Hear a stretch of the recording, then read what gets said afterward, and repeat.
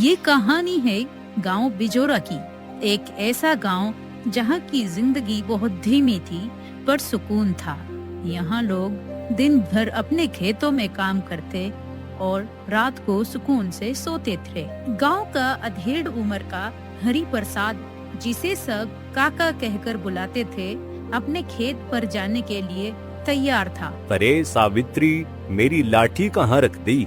रोज मुझे अलग अलग जगह पर मिलती है। अजी, और कहाँ होगी, पड़ी होगी यहीं कहीं, देख लीजिए। चलो छोड़ो, आज बिन लाठी के ही चला जाता हूँ। तभी हरि प्रसाद को कोई आवाज लगाता है। अरे काका, चलिए आज खेत नहीं जाएंगे क्या? अरे लो देखो, रमेश भी आ गया। अरे आया रमेश, वहीं रुक। फिर हरि प्रसाद घर के बाहर आता है और रमेश के साथ खेत पर जाने लगता है।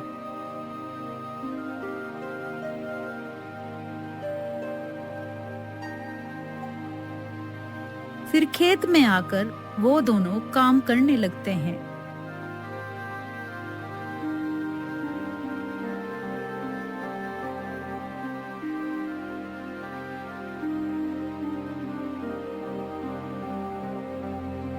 शाम तक काम करने के बाद वो दोनों थक कर बैठ जाते हैं। अरे भाई रमेश, आज तो गर्मी ने बहुत बुरा हाल कर दिया है। काका, अब बूढ़े होते जा रहे हैं आप, थकन और गर्मी तो ज्यादा लगेगी ही अब। अरे क्या बात करता है तू?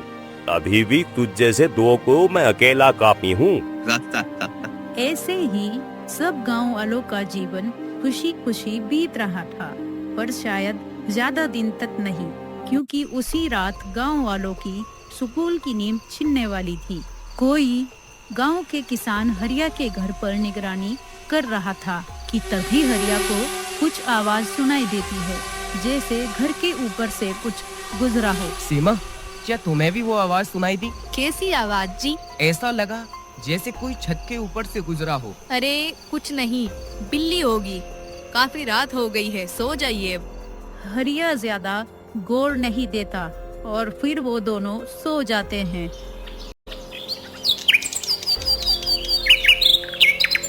अगली सुबह होती है तो हरिया का पड़ोसी किशन जोर जोर से रो रहा होता है। हे राम, मैं तो लुट गया। मेरी साल भर की मेहनत के पैसे कोई चुरा कर ले गया। किशन को रोता हुआ देख हरिया उसके पास आकर पूछता है। क्या हुआ किशन भाई, रो क्यों रहे हो? क्या बताऊं हरिया भाई, कल ही बाजार से फसल बेच कर आया था। फसल के सारी जमा पूंजी चुरा कर ले गया कोई। अरे नहीं, ये तो बहुत बुरा हुआ। मुझे रात ही शक हो रहा था, न जाने कैसी अजीब सी आवाजें आ रही थी, कोई छत के ऊपर से घूम रहा हो जैसे। बिजोरा गांव में पहली बार चोरी हुई थी, वो गई बिना किसी हलचल और सबूत के। चलो किशन, मुखिया जी के पास चलते हैं, शायद कोई हल निकल जाए। फिर हरिया किशन को लेकर मुखिया के घर की ओर चल देता है।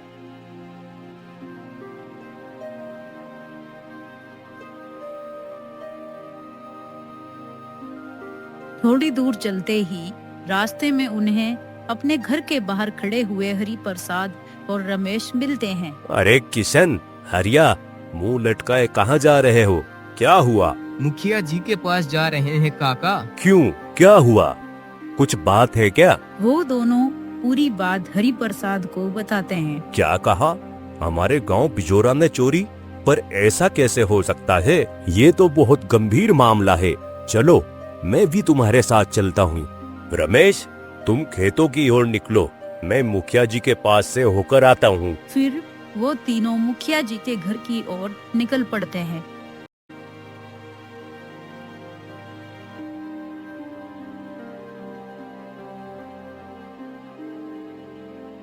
अरे रामबीन, उस मुकेश की जमीन का क्या रहा?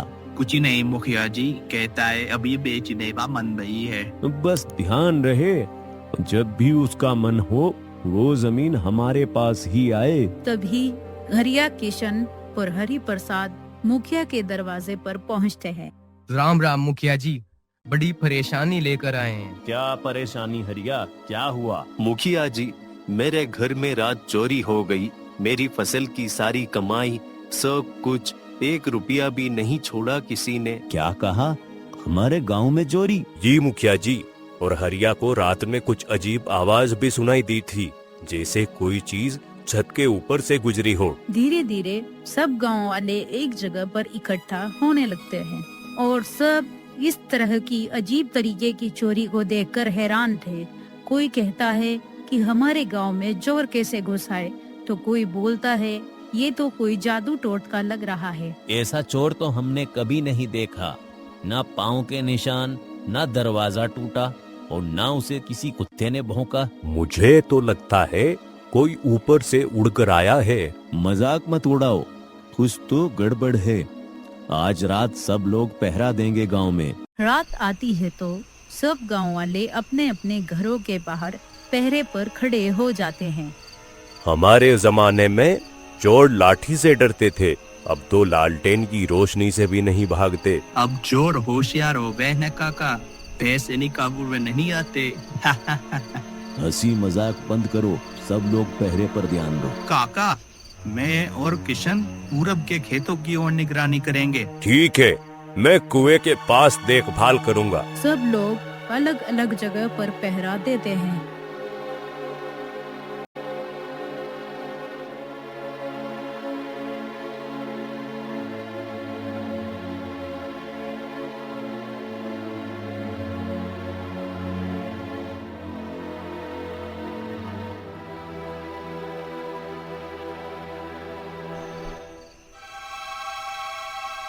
रात के करीब 2 बज चुके थे। रमेश किशन से कहता है, अरे किशन भाई, कहीं कुछ दिखा के नहीं? मुझे तो नींद आ रही है। अभी तो कुछ नहीं मिला, लेकिन ढूंढते रहो। तभी उनके ऊपर से किसी चीज के गुजरने की आवाज आती है। अरे किशन, सुना तुमने? कुछ आवाज आई है। वो देखो, ऊपर कुछ उड़ रहा है। आवाज आ रही है ना, लेकिन पंख नहीं दिख रहे हैं इसके। कहीं ये कोई चुड़ैल तो नहीं? धत बुड़बक, चुड़ैल नहीं बे, ये शहर वालों की उड़ती हुई मशीन है। चलो, सुबह होते ही मुखिया जी को बताएंगे। ड्रोन एक झोपड़ी के ऊपर रुकता है और फिर तेजी से उड़कर अंधेरे में गायब हो जाता है।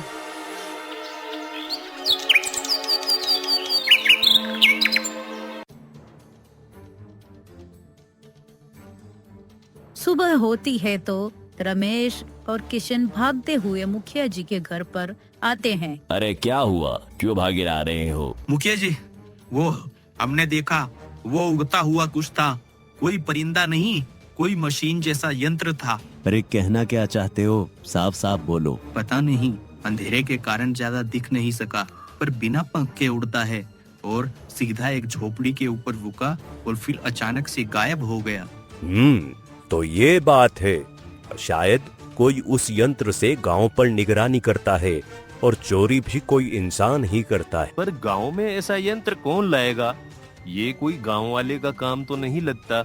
इसका मतलब कोई बाहरी है और पढ़ा लिखा, जिसे तकनीक की समझ हो। जी मुखिया जी। हाँ चलो, इसका कुछ तो हल निकालना ही पड़ेगा। अगले दिन मुखिया जी वापस पंचायत करते हैं।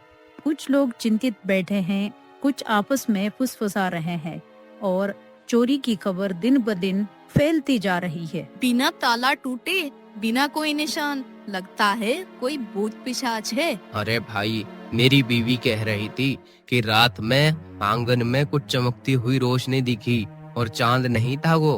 कुछ तो गड़बड़ है, पर समझ नहीं आ रहा है कि कौन, कैसे और कब करता है ये सब। कोई ना कोई चालाक है।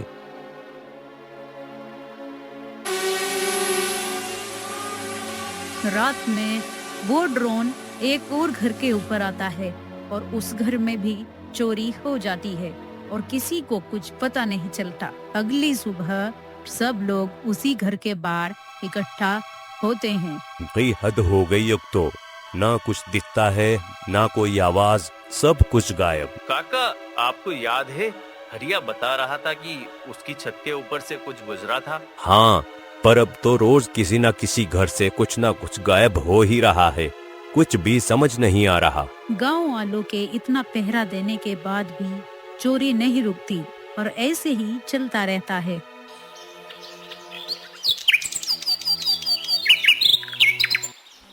फिर अगले दिन गांव में एक बैलगाड़ी आती है।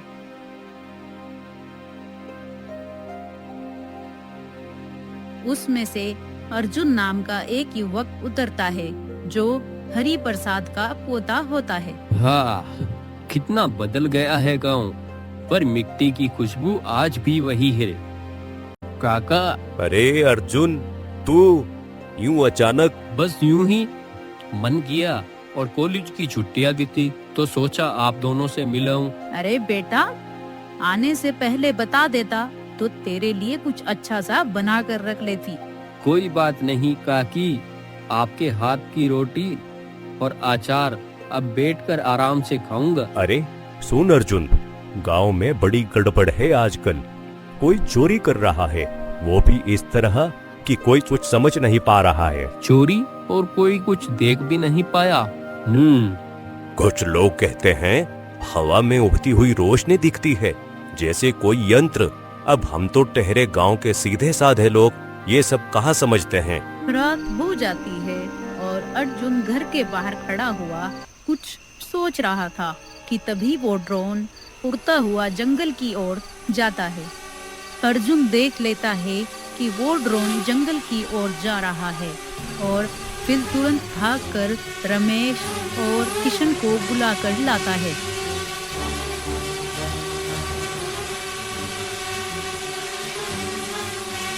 आप दोनों मेरे साथ चलिए, अब असली चोर को पकड़ने का वक्त आ गया है। तीनों जंगल की ओर दौड़ते हैं। वो तीनों अलग अलग रास्तों से जंगल में आते हैं और जंगल के बीचों बीच आकर देखते हैं कि एक पेड़ के नीचे दो आदमी खड़े हैं, जिनमें से एक के हाथ में ड्रोन का कंट्रोल है। देरी ना करते हुए अर्जुन उन दोनों चोरों को दबोच लेता है।